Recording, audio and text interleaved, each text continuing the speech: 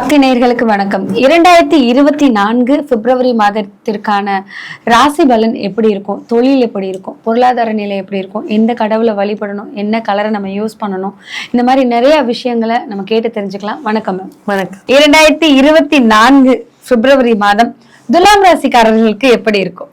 துளாராசியை பொறுத்த வரைக்கும் பாத்தீங்கன்னா குரு பார்வை சமசப்தமா இருக்கு. ராசிநாதன் 3ஆம் இடத்துல இருக்கு. இந்த மாதம் அவங்க எடுக்கிற முயற்சிகள் வெற்றியை ஏற்படுத்தி தரப்போது. அவங்களோட கேரக்டரே ஒரு நல்ல கேரக்டரா சேஞ்ச் பண்ணி அவங்களுக்குள்ள இருக்கக்கூடிய திறமையை வெளிக்காட்டக்கூடிய மாதமா அமைச்சு கொடுக்க போகுது. 2024 துலாம் ராசிக்காரர்களுக்கு தொழில் எப்படி இருக்கும்? தொழில் மிக சிறப்பா இருக்கும். தொழில்ல மூலதன பணம் போட்டிருக்கோமே, எடுப்போமா அப்படின்னு இருக்க சந்தேகம்லாம் இப்ப தேவையே இல்லை. எடுக்கக்கூடிய வாய்ப்புகளை ஏற்படுத்தி கொடுக்க போது. புதிய முதலீடு போடும்போது, ஏன்னா முதலீடு சொல்லக்கூடிய பாவத்துல கேது உட்கார்ந்துருக்காரு, புதிய முதலீடு போடும்போது மட்டும் கொஞ்சம் முன்னெச்சரிக்கையா இருக்கணும்.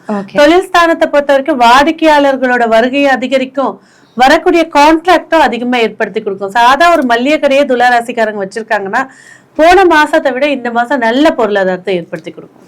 உத்தியோகம் எப்படி இருக்கும்? உத்தியோகத்துல சிறு சிறு இடைஞ்சல்கள் இருக்கும். ஏன்னா 6ல ராகு இருக்கு. நிறைய ஆசை வார்த்தைகள் வரும், நிறைய ஆஃபர்ஸ் வரும், நிறைய விஷயங்கள் வரும். அதை கரெக்டா செலக்ட் பண்ணிக்கிட்டு போனாங்கன்னா சிறப்பா இருக்கும்.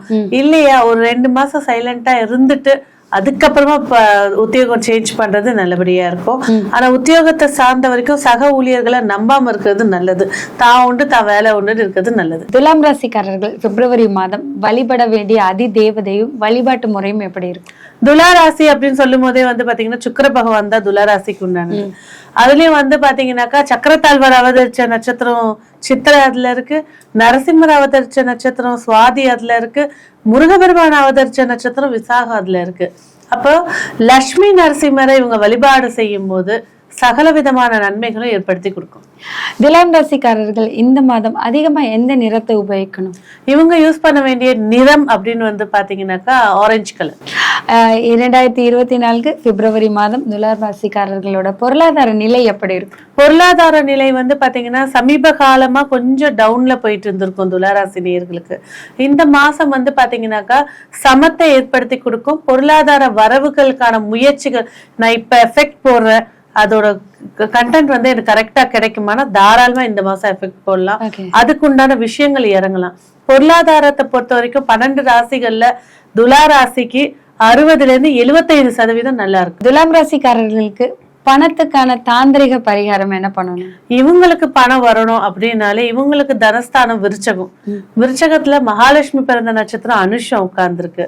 அப்ப இவங்களுக்கு பணம் எப்போதும் செழிப்பா வரணும் அப்படின்னா 2 சோழி அவங்களோட பர்ஸ்லயோ இல்லையா இருக்கவே இருக்கு. இது கோமதி சக்கரம் 5. அதுலயே நிறைய கலர்ஸ் இருக்கு. அதுல மயில் கலர்னு ஒண்ணு வரும். அந்த கல்லு பாத்தீங்கன்னா வாழ்நாள் ஃபுல்லா உங்களுக்கு பணத்தை ஏற்படுத்தி கொடுக்கும்.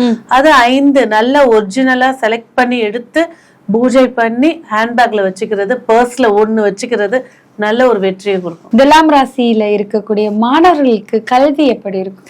கல்வி திறன் நல்ல சிறப்பை ஏற்படுத்தி கொடுக்கும். கல்வியில இதுவரைக்கும் எதிர்பாராத அளவுக்கான முன்னேற்றங்களை ஏற்படுத்தி கொடுக்கும். அதுலயும் பாத்தீங்கன்னாக்கா இதுல ஹையர் டிகிரி பண்ணக்கூடியவங்க, ஹரியர் வச்சிருக்கிறவங்க இந்த மாசம் கிளியர் பண்றதுக்கான வாய்ப்புகள் இருக்கு. அதுக்கான எஃபெக்ட் எடுக்க ஆரம்பிப்பாங்க. துலாம் ராசியில இருக்கக்கூடிய திருமணமானவர்களுக்கு இல்லற வாழ்க்கை எப்படி இருக்கும்?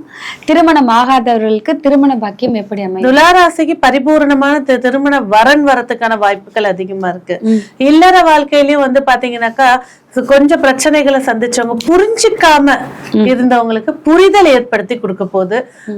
அதே சமயத்துல பொருளாதார சார்ந்த விஷயங்களை ஒரு ஹஸ்பண்ட் ஒய்ஃப் 2 பேருமே உட்கார்ந்து, ஒய்ஃப் வேலைக்கு போறாங்க போகல, ஹஸ்பண்ட் வேலைக்கு போறாங்க போகல, ஆனா 2 பேருமே சமமா உட்கார்ந்து இந்த மாசத்துக்கான வரவு செலவுகள் இதெல்லாம் பேசி முடிவெடுக்கும் போது இன்னும் கொஞ்சம் அந்யோன்யத்தை அதிகரிச்சு கொடுக்கும். நன்றிமா. நன்றி.